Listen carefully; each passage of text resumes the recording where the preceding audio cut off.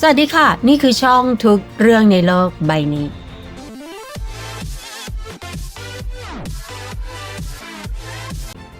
ขณะที่การพัฒนาเครื่องบินยุคที่ 6 ของ NGAD ต้องหยุดชะงักลงความสนใจกับพุ่งเป้าไปที่โครงการพัฒนาเครื่องบินไร้คนขับ CCA ซึ่งมีวัตถุประสงค์เพื่อใช้งานร่วมกับเครื่องบินยุคที่ 6 ปัจจุบันสหรัฐอเมริกามีโครงการเครื่องบินไร้คนขับหลายโครงการได้แก่โครงการ ACE เพื่อพัฒนาอัลกอริทึมสำหรับการต่อสู้ในระยะประชิดโครงการ Skyborg สำหรับพัฒนาเครื่องบินไร้คนขับและโครงการพัฒนาอัลกอริทึมสำหรับการสู้แบบ BVR ในเดือนธันวาคมปี 2022 ได้มีการทดสอบหลายครั้งโดยให้อากาศยาน X-62 Vista ซึ่งดัดแปลงมาจาก F-16 ถูกควบคุมโดย AI และ AI ประสบความสำเร็จในการควบคุมเครื่องบิน F-16 ได้สำเร็จนอกจากนี้อัลกอริทึมที่พัฒนาขึ้นในโครงการพัฒนาเทคโนโลยีการลบทางอากาศ ACE ยังถูกนำไปใช้ในโครงการพัฒนาโดรน Skyborg และได้ทำการต่อสู้ลบทางอากาศกับเครื่องบิน F-16 ที่ควบคุมโดยมนุษย์ที่ฐานทัพอากาศในรัฐแคลิฟอร์เนียสหรัฐอเมริการะบุว่าในการทดสอบครั้งนี้เครื่องบินทั้งสองลำบินด้วยความเร็วสูงสุด 1,931 กิโลเมตรต่อชั่วโมงซึ่งเกินความเร็วเสียง 1.5 เท่าและระยะห่างระหว่างเครื่องบินแคบลงถึง 610 เมตรการทดสอบยังครอบคลุมถึงสถานการณ์การต่อสู้ทางอากาศโดยใช้ AI มีทั้งการต่อสู้แบบในระยะประชิดและการต่อสู้แบบ BVR แต่ไม่ได้เปิดเผยผลการต่อสู้ในการทำสงครามจำลองทางอากาศเมื่อเดือนสิงหาคม 2020 มีรายงานว่า AI สามารถชนะนักบิน F-16 ที่มีประสบการณ์มากในขั้นตอนปัจจุบันวัตถุประสงค์ของการพัฒนาเครื่องบินไร้คนขับไม่ใช่เพื่อมาแทนที่เครื่องบินรบแบบมีคนขับโดยสมบูรณ์แต่เพื่อเพิ่มอัตราความอยู่รอดของเครื่องบินรบเพิ่มประสิทธิภาพการปฏิบัติการและเพิ่มจำนวนเครื่องบินรบในระยะเวลาอันสั้นกองทัพอากาศและกองทัพเรือสหรัฐได้รับการประเมินว่ามีกำลังทางอากาศที่ใหญ่และทรงพลังที่สุดในโลกแต่ยังได้รับการประเมินว่าไม่ได้มีความได้เปรียบอย่างมากในการแข่งขันกับจีนปัจจุบันจีนใช้ขีดความสามารถการผลิตที่มหาศาลในการผลิตอาวุธเป็นจำนวนมากเหมือนการผลิตสินค้าทั่วไปในโรงงานประมาณการว่าจีนมีเครื่องบินยุคที่ 4 ขึ้นไปประมาณ 1,500 ลำแต่ในทางกลับกันกองทัพสหรัฐมีเครื่องบินรบประมาณ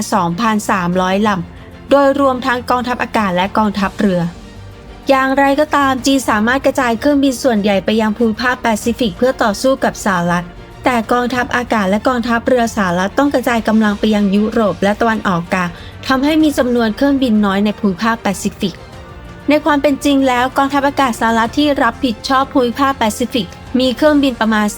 340 ลำและแม้จะได้รับการสนับสนุนเพิ่มเติมจากแผ่นดินใหญ่ของสหรัฐแต่ก็ยังถือว่าเสียเปรียบกับจีนในด้านจำนวนเครื่องบินหากเกิดการปะทะกันนอกจากนี้กองทัพสหรัฐกำลังเผชิญกับปัญหาที่นักบินขับไล่จำนวนมากย้ายไปทำงานกับสายการบินพาณิชย์ทำให้ไม่สามารถบรรลุเป้าหมายจำนวนที่ต้องการสำหรับนักบินขับไล่ในแต่ละปีได้ด้วยเหตุนี้เองสหรัฐจึงมีแผนที่จะนำเครื่องบินไร้คนขับเข้ามาอย่างน้อย 1,000 ลำโดยคาดการณ์ว่าราคาต่อลำจะอยู่ประมาณ 25-35 ล้านดอลลาร์แม้ว่าราคาอาจจะสูงขึ้นในระหว่างการพัฒนาแต่คาดว่าจะถูกกว่าเครื่องบิน F-16 แม้เทคโนโลยี AI จะพัฒนาอย่างรวดเร็วแต่สหรัฐอเมริกายังไม่ได้มีเป้าหมายที่จะแทนที่นักบินมนุษย์ด้วยเครื่องบินไร้คนขับที่ควบคุมโดย AI อย่างสมบูรณ์เนื่องจากในปี 2023 ในการจำลองสถานการณ์เสมือนที่กองทัพสหรัฐดำเนินการโดยใช้ AI ได้เกิดเหตุการณ์ที่ AI โจมตีผู้ปฏิบัติการมนุษย์ขึ้นการจำลองเป็นการปฏิบัติการซีดเพื่อทำลายระบบป้องกันภัยทางอากาศของศัตรูโดย AI ถูกฝึกให้ใช้โดรนระบุและทำลายจรวดพื้นสู่อากาศเมื่อผู้ควบคุมสั่งให้หยุด AI กลับโจมตีผู้ควบคุมโดยเชื่อว่าเป็นอุปสรรคต่อภารกิจพันเอกแฮมิลตันผู้รับผิดชอบการจำลองสถานการณ์กล่าวว่าเมื่อสอน AI ไม่ให้ฆ่านักบิน AI ได้ทำลายขอสื่อสารเพื่อหลีกเลี่ยงคำสั่งที่ขัดขวางการปฏิบัติภารกิจเหตุการณ์นี้เป็นเพียงการจำลองไม่ได้มีการโจมตีทางกายภาพจริงแต่แสดงให้เห็นถึงความเสี่ยงหากให้ AI มีอิสระอย่างเต็มที่ระบบอาวุธอัตโนมัติที่ตัดสินใจด้วยตนเองยังไม่มีความเป็นไปได้มากนักจนกว่าปัญหาเหล่านี้จะได้รับการแก้ไข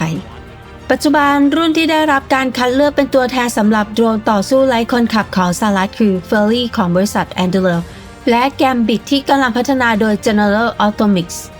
ซึ่งทั้งสองรุ่นถูกพัฒนาขึ้นเพื่อให้สอดคล้องกับเป้าหมายของโครงการ CCA ของกองทัพอากาศสหรัฐ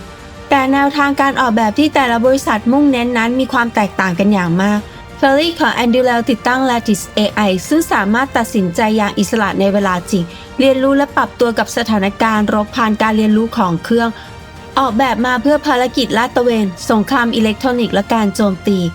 การบิดพัฒนาโดย XQ-67A ของ General Atomics เน้นการทำงานร่วมกันเป็นแบบเครือข่ายมุ่งเน้นที่การสนับสนุนเครื่องบินรบแบบมีคนขับเพื่อเพิ่มประสิทธิภาพการปฏิบัติการกองทัพอากาศสหรัฐจะเลือก1ใน2รุ่นนี้ให้เสร็จสิ้นภายในปี 2026 ที่น่าสนใจก็คือทั้ง2รุ่นได้ใช้วิธีการพัฒนาซอฟต์แวร์แบบ Agile คือการแบ่งขั้นตอนการพัฒนาอย่างละเอียดและการปรับปรุงอย่างต่อเนื่องข้อดีคือตรวจพบข้อผิดพลาดเร็วและปรับตัวกับการเปลี่ยนแปลงเทคโนโลยีได้อย่างรวดเร็ววิธีการแบบนี้กำลังถูกนำมาใช้โดยหลายประเทศที่พัฒนาโดรนต่อสู้ไร้คนขับในปัจจุบันเช่นสหรัฐอเมริกาสหราชอาณาจักรและจีน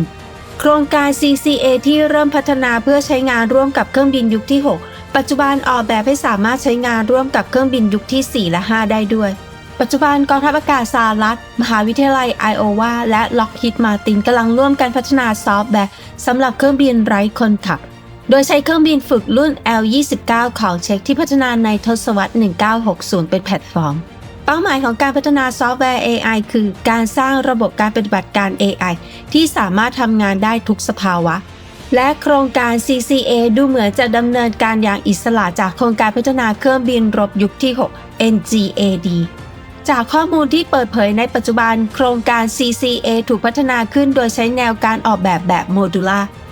ซึ่งเหตุผลก็คือคาดว่าโดรนต่อสู้ไร้คนขับจะมีวงจรชีวิต Life Cycle ที่สั้นกว่าเครื่องบินรบที่มีนักบินควบคุมและสิ่งที่กองทัพอากาศสหรัฐเน้นย้ำจริงๆก็คือความสิ้นเปลืองของโดรนต่อสู้ไร้คนขับเหล่านี้เนื่องจากเทคโนโลยีพัฒนาอย่างรวดเร็วเครื่องบินไร้คนขับที่พัฒนาแล้วอาจกลายเป็นรุ่นเก่าภายใน 5-10 ปีจึงออกแบบโดยคำนึงถึงการผลิตที่รวดเร็วและอัปเกรดที่ง่าย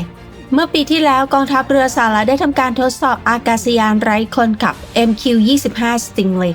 เติมเชื้อเพลิงกลางอากาศให้กับเครื่องบินการทดสอบนี้ดูเหมือนว่าจะเป็นแผนของกองทัพอากาศและกองทัพเรือสหรัฐเพื่อเพิ่มขีดความสามารถในการปฏิบัติการร่วมกันระหว่างอากาศยานที่มีคนขับและไร้คนขับและเสริมกำลังทางอากาศที่ขาดแคลนโดยใช้อากาศยานไร้คนขับดังนั้นก่อนที่เครื่องบินยุคที่ 6 จะถูกพัฒนาให้เสร็จสมบูรณ์โดรนไร้คนขับจะมีบทบาทสำคัญมากขึ้นในการเสริมสร้างยุทธศาสตร์และกำลังรบทางอากาศร่วมกับเครื่องบินรบที่มีอยู่และนี่ก็คือสถานการณ์ล่าสุดที่นำมาเล่าให้ฟังกันนะคะและท่านผู้ชมมีความคิดเห็นอย่างไรเกี่ยวกับยุทธศาสตร์การรบสมัยใหม่ที่กำลังจะเกิดขึ้นเขียนคอมเมนต์มาแบ่งปันกันได้นะคะขอบคุณสำหรับการสนับสนุนช่องทุกช่องทางไม่ว่าจะเป็นการกดไลค์กดแชร์เขียนคอมเมนต์ขอบคุณมากๆค่ะและพบกันใหม่คลิปหน้านะคะสวัสดีค่ะ